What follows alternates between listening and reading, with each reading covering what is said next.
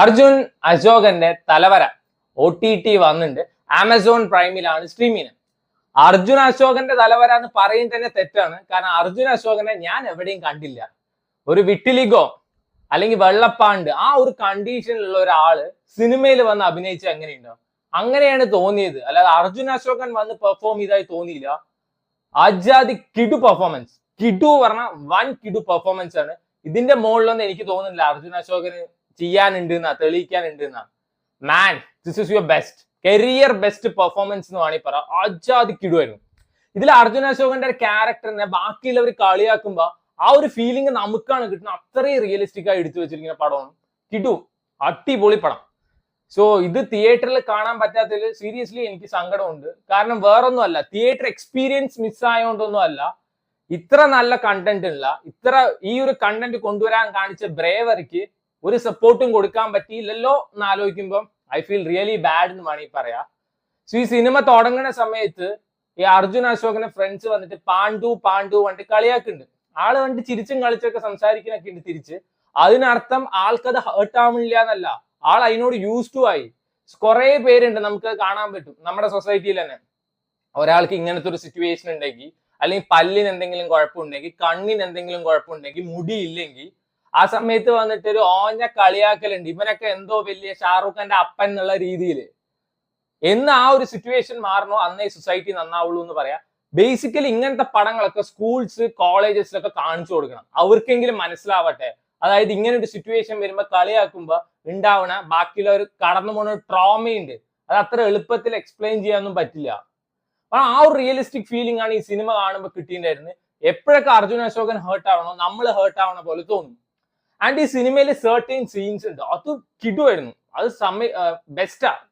അതായത് മറ്റേ അർജുൻ അശോകൻ ഒരുത്തനെ വന്നിട്ട് മറ്റേ മിന്നൽ മിന്നൽ വിളിച്ച് കളിയാക്കുന്നുണ്ട്. അപ്പൊ അവൻ തിരിച്ചു ചോദിക്കുന്നുണ്ട്, നീ എന്നെ മിന്നൽ എന്ന് വിളിക്കണ്ടല്ലോ, അപ്പൊ എനിക്ക് നിന്നെ പാണ്ഡു എന്ന് വിളിച്ചാൽ എന്താണ്? അവനെ മിന്നൽ എന്ന് വിളിക്കുന്നത് അവൻ നന്നായി ഓടും. അങ്ങനെയാണ് ഇവനെ തിരിച്ച് പാണ്ഡു വിളിക്കുന്നത് ഏത് അർത്ഥത്തിലാണ്? സോ ഇങ്ങനെ ഇതൊന്നും മനസ്സിലാക്കാത്ത കുറെ അലവലാദികൾ ഇവൻ നമ്മുടെ സൊസൈറ്റിയിലും ഉണ്ട്. അതേപോലെ വേറൊരു സീൻ ഉണ്ട്, ഇവർ ഏതൊരു ടവറിന്റെ മുകളിൽ പോകുന്നത്. നമ്മന്റെ പാലക്കാടാണ് ഫുൾ ഷൂട്ട് ചെയ്തിരിക്കുന്നത്. അപ്പൊ ആ താഴെ കള്ളുകൂടിയന്മാർ വന്നിരുന്ന് പ്രശ്നം ഉണ്ടാക്കുന്നുണ്ട്.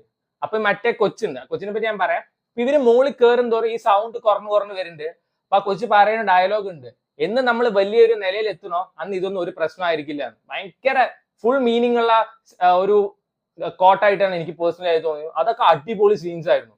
ആൻഡ് ഈ സിനിമയുടെ ബാക്ക് ബോൺ അല്ലെങ്കിൽ ഈ സിനിമയുടെ കംപ്ലീറ്റ് സോൾ ഇവർ രണ്ടുപേരുടെ ഒരു കോമ്പിനേഷൻ ആണ്. അതായത് അർജുൻ അശോകന്റെയും രേവതി ശർമ്മ, അതാണ് ആ കൊച്ചിന്റെ പേര്, കിടുവായിരുന്നു.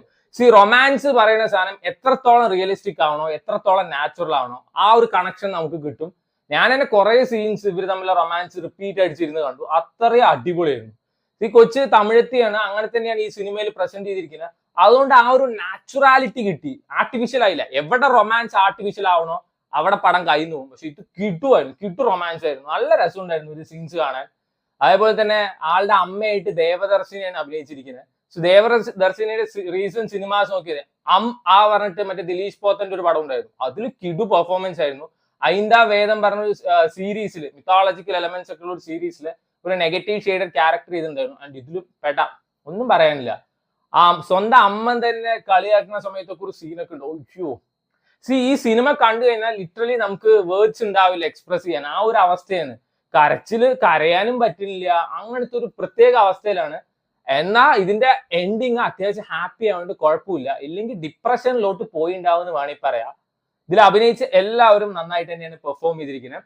ഇതിലൊരു അസിസ്റ്റന്റ് ഡയറക്ടർ ഷെയ്ൻ എന്ന് പറഞ്ഞ ക്യാരക്ടർ ചെയ്താ അങ്ങനെയൊക്കെ കിട്ടിക്കഴിഞ്ഞാൽ കയ്യും കാലും തല്ലുപിടിക്കാൻ തോന്നുന്നു. അത്രയും ദേഷ്യം വരാം. നന്നായിട്ട് തന്നെയാണ് ആള് പെർഫോം ചെയ്തിരിക്കുന്നത്. അശോകന്റെ ക്യാരക്ടർ ആയാലും ഈ സിനിമയുടെ ഫസ്റ്റ് ഹാഫ് ഒക്കെ അത്യാവശ്യം കുറെ ഫീൽ ഗുഡ് മൊമെന്റ്സും റൊമാൻസ് പരിപാടിയൊക്കെ ആയിട്ട് പോയിട്ട് പിന്നെയാണ് ഇമോഷണൽ സൈഡിലോട്ട് പോണത്. അത് പറഞ്ഞിട്ട് ഈ സിനിമയിൽ ലാഗില്ല, വലിപ്പിക്കലില്ല എന്നൊന്നും ഞാൻ പറയില്ല. സെക്കൻഡ് ഹാഫിൽ ചില പോർഷൻസ് ഒക്കെ ഉണ്ട്, ഒരു പ്രൊഡ്യൂസറെ കാണാൻ പോലെ അതിങ്ങനെ ലൂപ്പിൽ വന്ന പോലെ എങ്ങനെ തോന്നി. ആൻഡ് അത് കുറച്ച് വലിപ്പിക്കലാ തോന്നി. സ്റ്റിൽ നല്ല സിനിമ. ഈ സിനിമയൊക്കെ നല്ലത് പറഞ്ഞില്ലെങ്കിൽ പിന്നെ ഏത് നല്ലത് പറയുന്നതാണ് അറിയാത്തത്.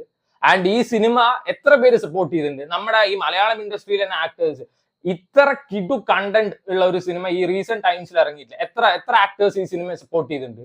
അതേപോലെ തന്നെ രേവതി ശർമ്മ, ആ കൊച്ച് ആര് സ്പേസ് ഉണ്ടാക്കി കൊടുത്തിട്ടാണ് ആ കൊച്ച് ഇത്ര കിടു പെർഫോമൻസ് ചെയ്തിരിക്കുന്നത്. ആ പെർഫോമൻസിന് എത്ര പേര് അപ്രീഷിയേറ്റ് ചെയ്തിട്ടുണ്ട്? സി നല്ല കണ്ടന്റ് വരുമ്പോൾ അതൊരു ബിഗ് ബഡ്ജറ്റ് പടമാവണം എന്നില്ല, അതിനെ അപ്രീഷിയേറ്റ് ചെയ്യാൻ പറ്റണം. ഇപ്പൊ OTT-യിലെങ്കിലും കണ്ടു നോക്കാം. It's A very nice movie. ഇത് നമുക്ക് റിലേറ്റ് ചെയ്യാൻ പറ്റുന്ന കുറെ സീൻസ് ഉള്ള ഒരു സിനിമയാണ്. നല്ല പടമാണ്. Try it out.